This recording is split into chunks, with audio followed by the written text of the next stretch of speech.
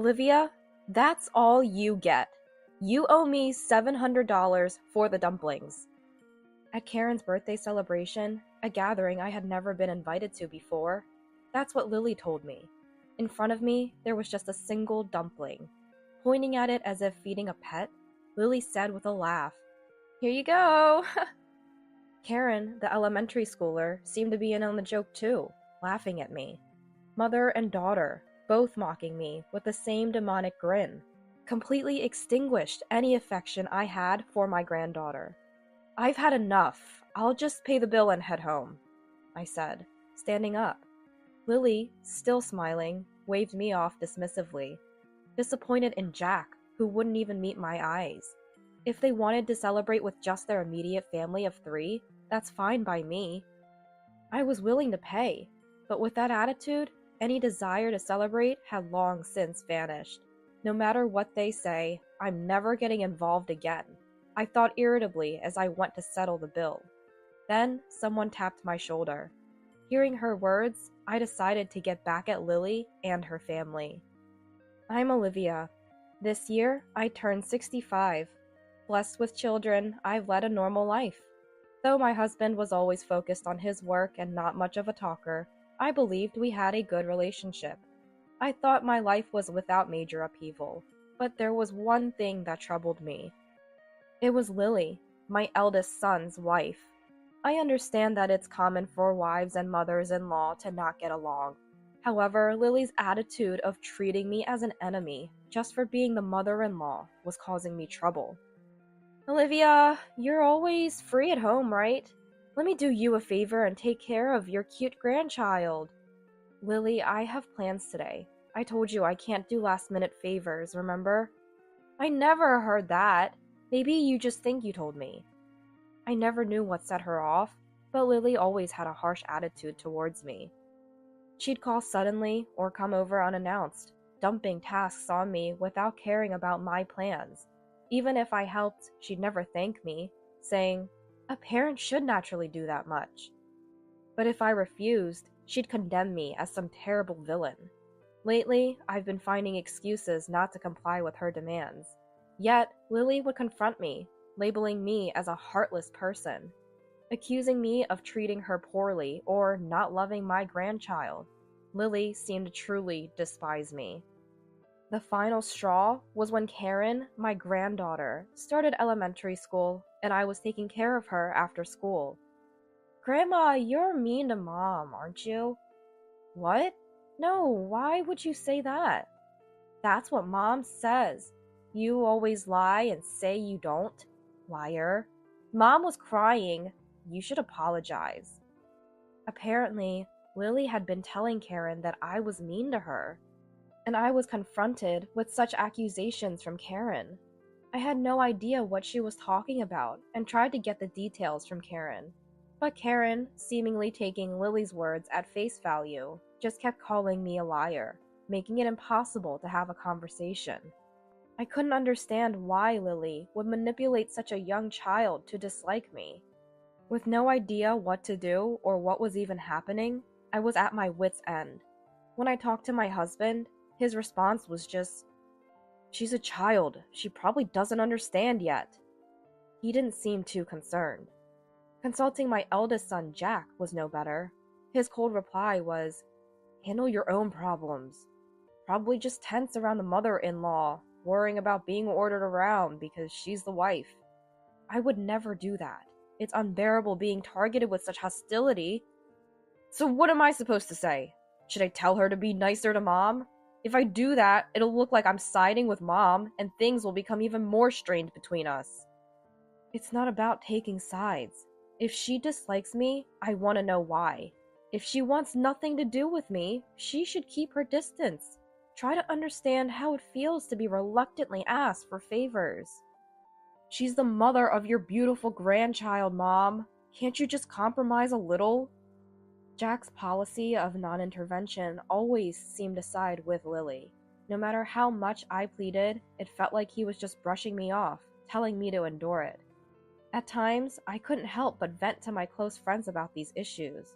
Yet, their responses were always something like, "That's how sons' wives are." and I continued to struggle without finding a solution. Even when advised to keep my distance, it was always Lily who initiated contact. Whether I listened to her calmly or subtly rejected her, I found myself at a loss dealing with an unsatisfied Lily. During this time, I was informed by Lily about celebrating Karen's 10th birthday at a famous Chinese restaurant. Despite sending gifts for every celebration, including birthdays, I had never received a word of thanks from my eldest son's family. Instead, I was met with remarks like, "Olivia, you have no taste.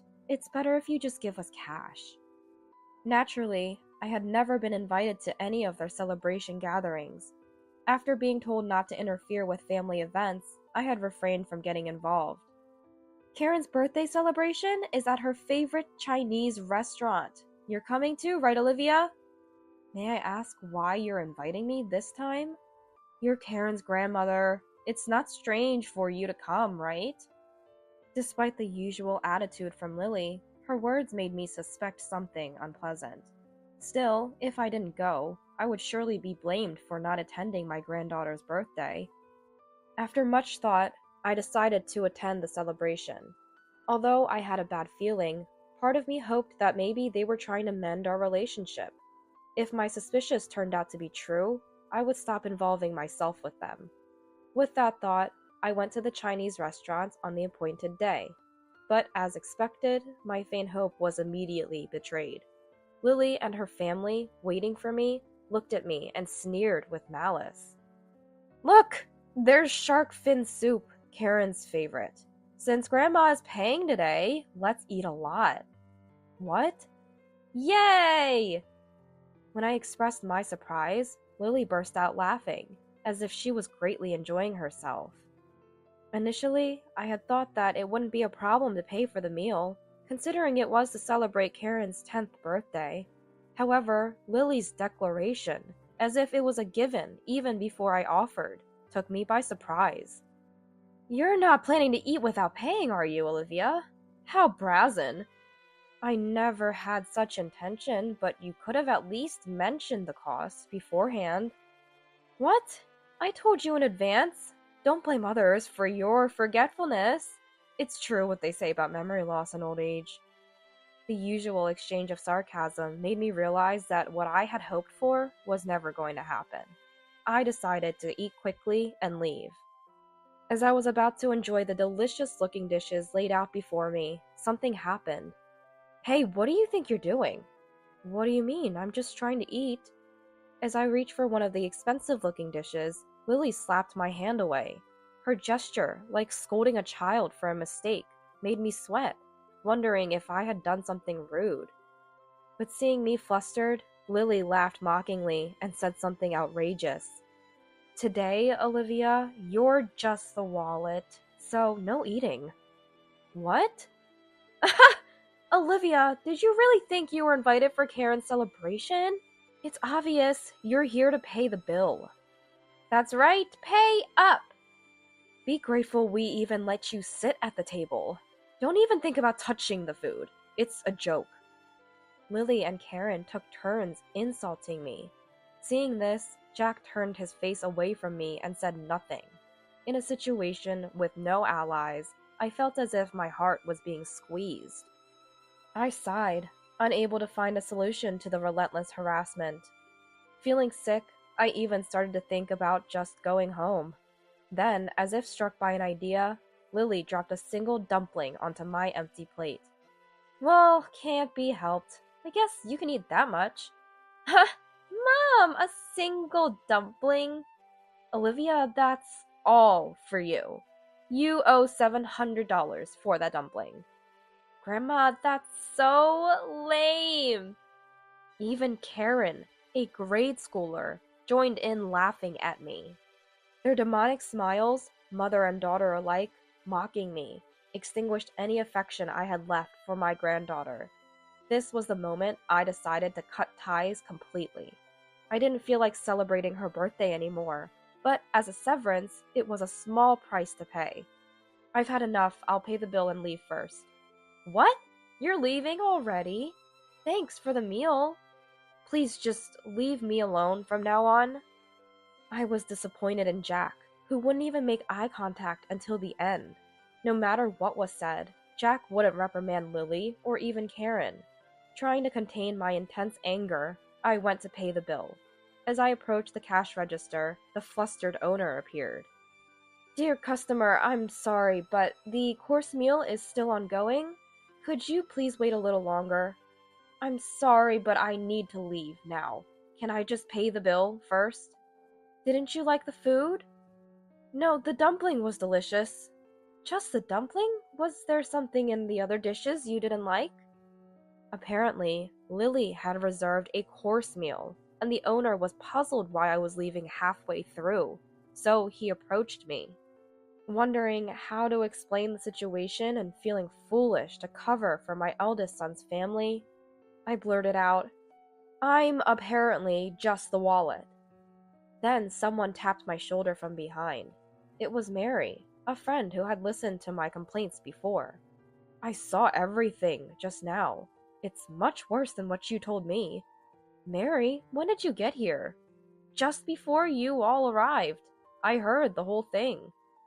As it happened, Mary was at the same restaurant with her colleagues from work. She happened to see the way my eldest son's family was treating me and hurried to talk to me as I was heading to the register. Seemingly more outraged than me at my son's family's behavior, Mary said, "You don't need to pay," and stopped my hand.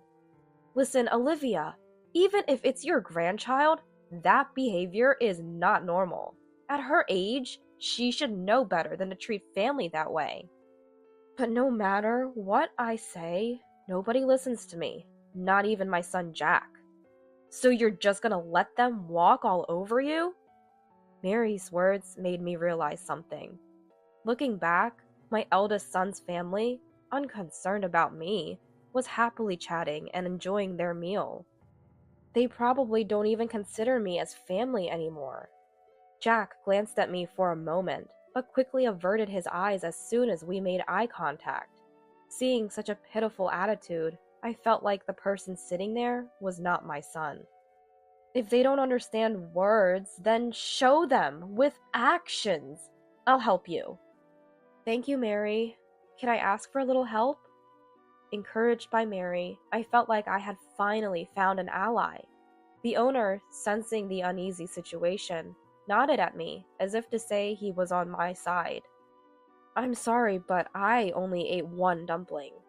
"Understood. Let's do this." Based on our explanation and the owner's decision, I only had to pay for the one dumpling I ate. It felt awkward to put out just a few bills, but the owner smiled, processed the payment, and handed me the receipt. "The rest of the bill will be paid by those who ate. No worries." "Thank you very much." In a situation with no allies, I found unexpected salvation in the kind restaurant owner and my friend. Internally, I felt that this alone was a good enough punishment for them, but after receiving advice from Mary, I wasn't planning to let their divine retribution end there.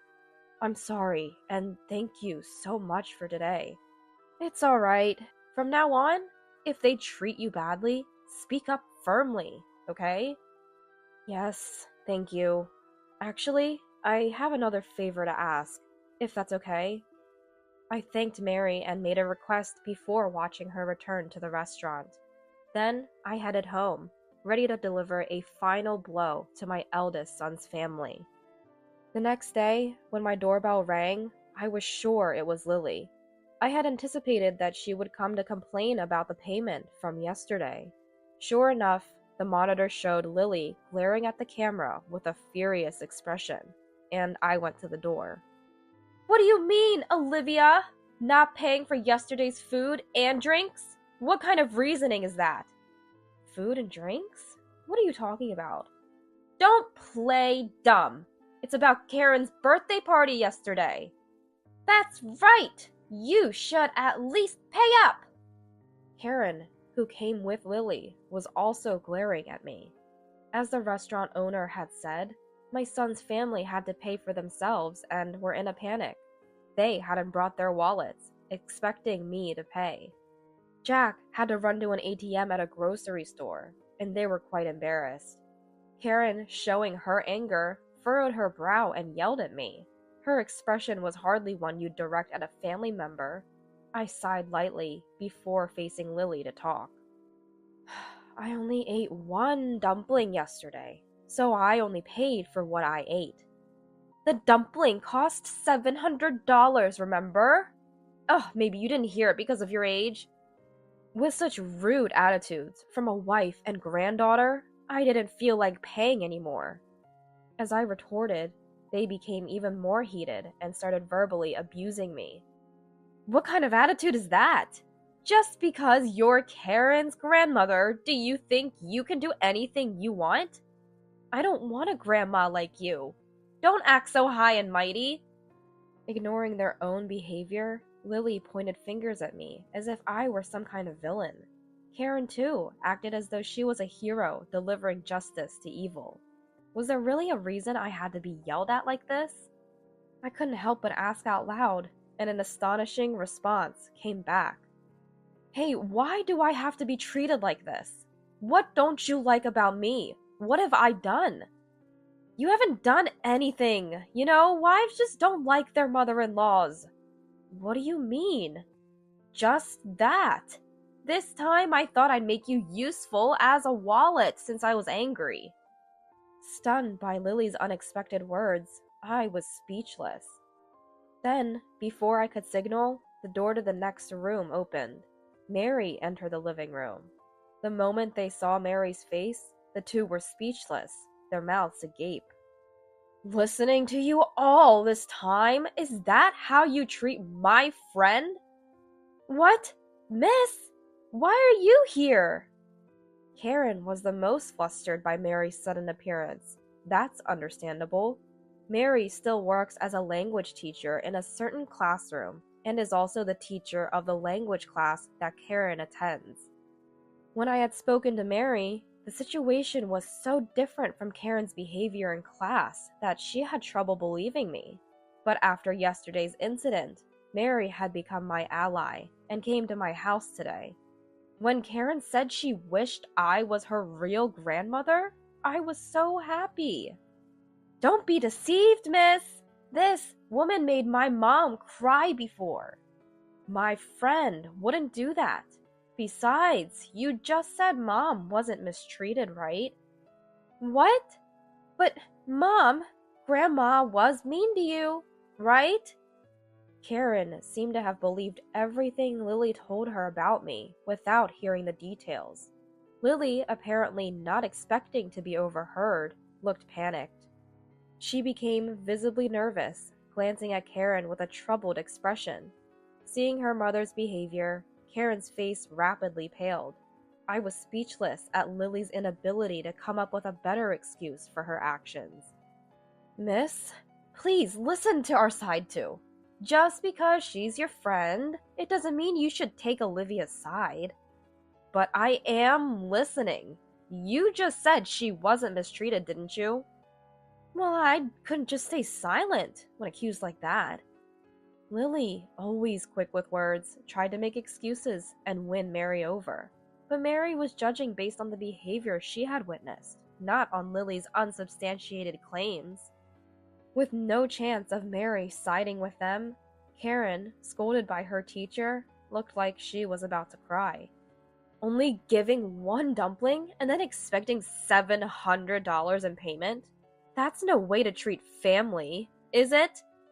But it was my birthday, so it's only natural for Grandma to pay. That's what Mom said. Considering your attitude earlier, those kinds of words wouldn't come out unless you really looked down on someone. You usually speak to your grandmother like that, don't you? Apparently, Karen was very fond of Mary and had never shown the same behavior towards me.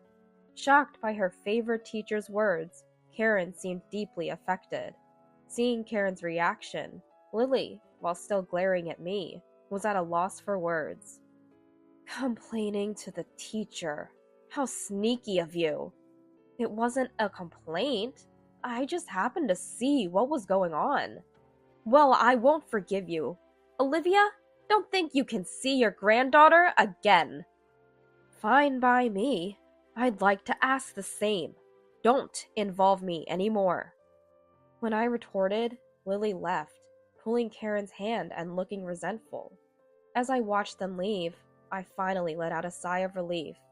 Seeing this, Mary patted my back. After all that, they won't be able to act so arrogantly anymore. Thank you, Mary. Sorry for always relying on you. It's fine, Olivia. They wouldn't listen to you, right? With that attitude, it's no wonder. Mary's cheerful demeanor saved me, and I was able to cut ties with Lily and her family. It's a shame I couldn't say anything to Jack, but I don't expect to hear anything more from Lily. Seeing the usually confident Lily taken aback cleared the frustration I had been carrying. Afterward, apparently Lily and Karen got into an argument because Lily had lied to Karen about me, leading to, "Mom made the teacher dislike me." Karen still couldn't be appeased, and Lily called me to complain. Explain the situation to Mary. Is it okay for Karen to stop going to her language class? What's there to explain? Mary saw everything for herself. What more is there to say? If you admit to harassing me, then my story won't be a lie. You could at least agree with me on that. No way. That's your responsibility. You should sincerely apologize to Karen. Lily called me several times, but since she told me to stay away, I stopped answering. Jack also called, confused about which side to take between Lily and Karen. Disgusted with his indecisive attitude, I echoed the words once said to me, "Handle your own problems." Karen continues to attend Mary's class and has become much quieter since being scolded that day. Well, she was too energetic before, so maybe this is just right for her now, as a sign of reflection. I hope so. Don't worry about it, Olivia. As a teacher, I'll keep an eye on her. Thank you. I owe you so much, Mary. Don't mention it. We're friends, after all. Mary said this nonchalantly. Please, don't worry about it. I couldn't help but feel grateful to Mary. Next time, I plan to go out with Mary and finally enjoy the Chinese meal we missed.